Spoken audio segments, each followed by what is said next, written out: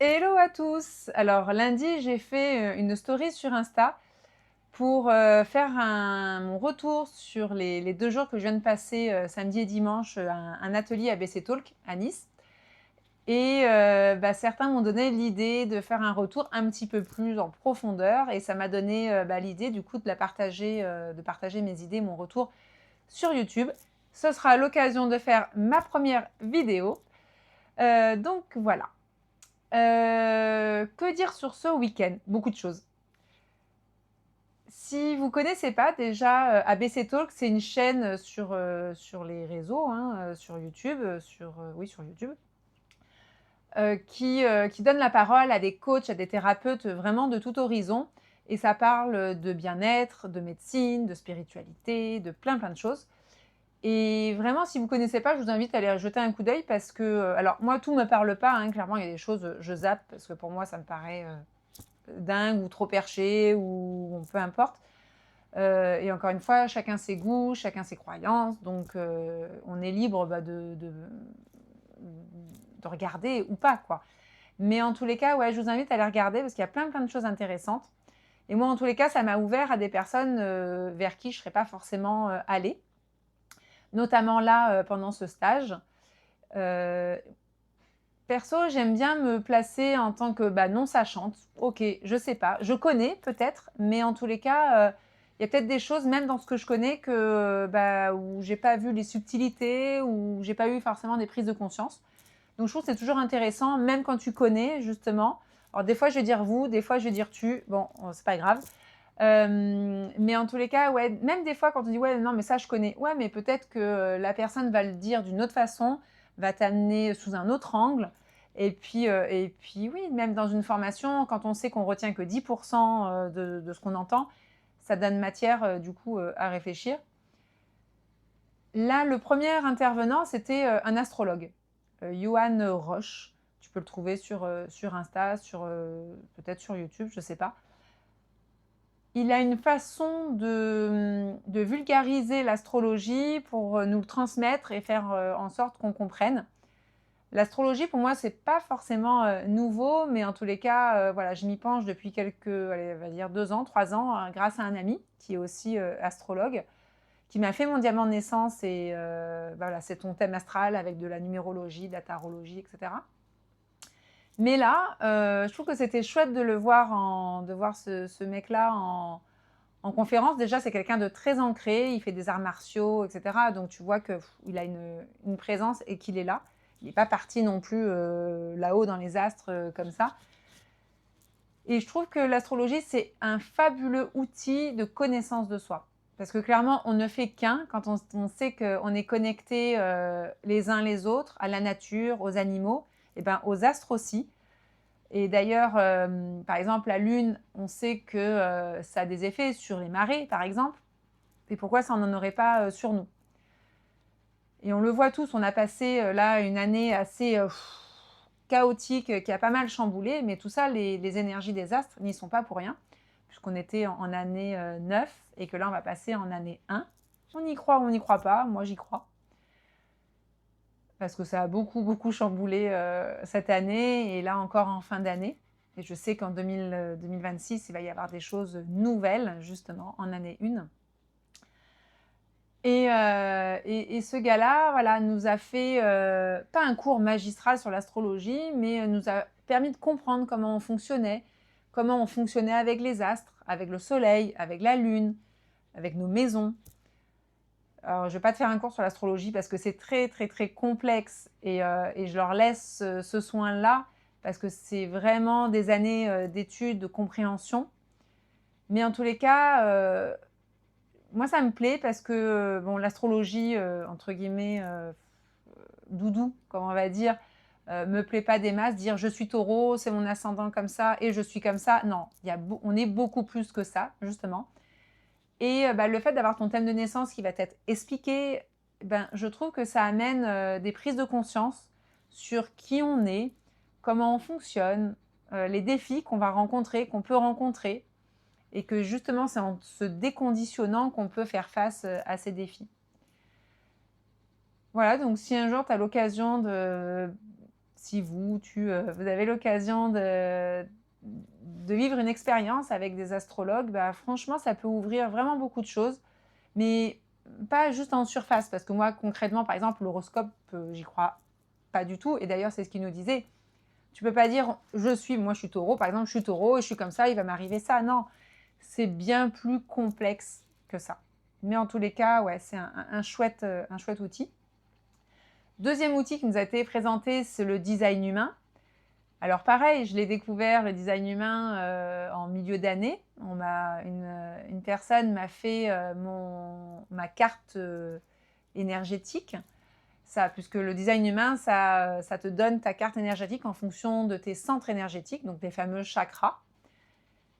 Et ça amène aussi une meilleure connaissance de soi sur la façon dont on prend ses décisions, par exemple dans l'entrepreneuriat, pour ceux qui ont des entreprises. Plein de choses, nos peurs aussi. Ça permet, voilà, elles sont là et ça permet de les comprendre.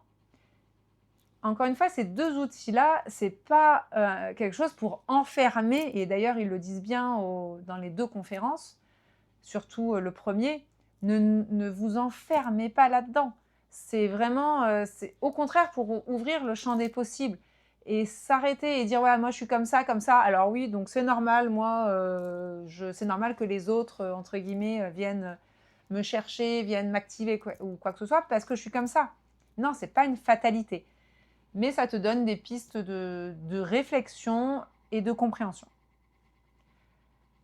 Un autre atelier, c'était sur les fréquences.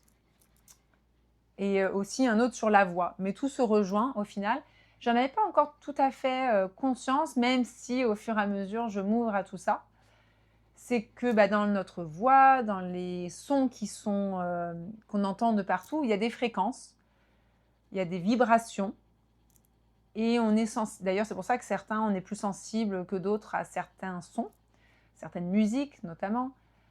Et ça, de nous faire reconnecter à ça, j'ai trouvé que c'était très très chouette, même si bon, voilà, il y a un atelier concrètement qui ne m'a pas du tout parlé. Mais c'est pas grave. J'ai écouté, mais voilà, c'est peut-être que c'était la façon dont c'était amené, c'était pas pour moi. C'était peut-être pas le moment pour moi aussi, peu importe. Mais en tous les cas, ça m'a ouvert, encore une fois, champ des possibles. Et par contre, un deuxième atelier où on a chanté avec des mantras en sanskrit, c'est en indien, en sanskrit. Ça, c'était assez puissant. Si un jour vous avez l'occasion d'être dans un groupe comme ça, un lieu où il y a ces sons puissants qui sont chantés, moi je l'ai vécu aussi en Inde lors de kirtans. Il y a vraiment une énergie et tu ressens dans ton corps des vibrations. C'est assez chouette, assez puissant, rempli d'amour, et ça fait du bien, tout simplement. Qu'est-ce que j'ai vécu aussi? Oui, j'ai vécu un atelier de rigologie. Alors, certains connaissent peut-être le yoga du rire. J'avais déjà vécu un cours atelier du yoga du rire, ça m'a fait du bien, mais là, c'était amené d'une façon vraiment très très intéressante. Ça m'a donné d'ailleurs plein d'idées, puisque je ne vais pas vous spoiler, mais j'ai très très envie de faire des stages, des retraites, en amenant de la profondeur sur la connaissance de soi, d'aller chercher ses ombres, parce que je pense que c'est essentiel. Tant que tu ne vas pas voir là où tu ne veux pas aller, ça va être compliqué de te sentir mieux et libéré, tout en mettant de la bonne humeur, de la gaieté, de la joie. Parce que finalement, on est là sur cette terre, dans ce corps, pour vivre des expériences. Ça va durer qu'un certain temps, même si je suis persuadée, et ça c'est que mes croyances, mais qu'il y a quelque chose après, et qu'il y avait notre âme avant, notre âme est toujours là et elle sera toujours là, même après notre disparition dans ce corps physique. Mais en tous les cas, dans ce corps physique, on est là, autant le vivre du mieux possible, avec de la joie, de la bonne humeur, même si par moments c'est pas évident. Aussi, allons accueillir nos moments un petit peu plus sombres. Mais en tous les cas, ouais, ça m'a connectée à cette envie de proposer des ateliers, jouer, parce que la vie, vous le savez, pour ceux qui me connaissent, qui me suivent, la vie est un jeu. Et cet atelier de rigologie m'a fait reconnecter à ça, à mon enfant intérieur, ma petite fille intérieure. Et en plus, moi, c'est mon métier de vous aider à vous connecter à votre enfant intérieur. Et là, c'était vraiment puissant parce qu'on a rigolé, mais avant ça, il y avait quelque chose de beaucoup plus profond que ça. C'était pas rire pour rire parce que beaucoup rigolent, font les clowns et cetera pour fuir des émotions bien plus profondes. Et là, c'était pas ça. C'était OK, on se connecte à quelque chose en nous pour lâcher, pour jouer, pour rigoler, tous ensemble. On était plus d'une centaine dans ce groupe et il y a eu vraiment des belles connexions entre nous alors qu'on ne se connaissait pas du tout pour le coup. Ça, c'était vraiment chouette. Et c'est ça aussi, si vous avez jamais vécu ce genre d'expérience, de stage, d'atelier, je ne sais pas, peu importe, vraiment en groupe, je vous invite à connaître ça au moins une fois dans votre vie parce que si c'est bien amené, bien évidemment. Mais ça sera toujours une expérience de toute façon. Moi, je dis toujours qu'on n'est pas par hasard à l'endroit où on est. Donc, si vous vivez une expérience, c'est que vous devez la vivre. Et voilà, donc ouais, cet atelier de rigologie, c'était vraiment quelque chose. J'ai vraiment, vraiment kiffé. J'ai pris des petites notes au cas où j'oublie. Ouais, il y a eu aussi un atelier avec ces mantras de respiration, de breathwork. Si vous me suivez un petit peu, vous savez auquel point je suis sensible à la respiration. Parce que cette dernière année, j'ai vraiment expérimenté ça, le breathwork, le travail de la respiration. Et pour moi, c'est essentiel. On ne respire pas assez, concrètement. Je l'ai vécu aussi en Inde, donc ça m'a connectée à mettre une routine en place, même si des fois j'y arrive pas et je me prends pas la tête avec ça non plus. Mais en tous les cas, quand j'en prends conscience, j'essaye de respirer le plus possible. Il y a plein de techniques. Voilà, le breathwork, c'est assez large. Mais là, pareil, le fait de l'avoir à l'atelier, ça m'a reconnecté à ça, la méditation, la visualisation, la connexion à soi, aux autres aussi, fait énormément de bien. Et qu'on le veuille ou non, on est tous interconnectés les uns les autres. Et même quelqu'un qui va t'agacer profondément va venir te donner une indication sur toi, ce qui n'est pas encore OK pour toi. Et je trouve ça trop, trop beau. Voilà un petit peu mon retour sur cet atelier. Si vous avez des questions, n'hésitez surtout pas à me les partager là sur YouTube ou même sur Insta en DM. Cette chaîne YouTube, j'ai envie de la faire vivre.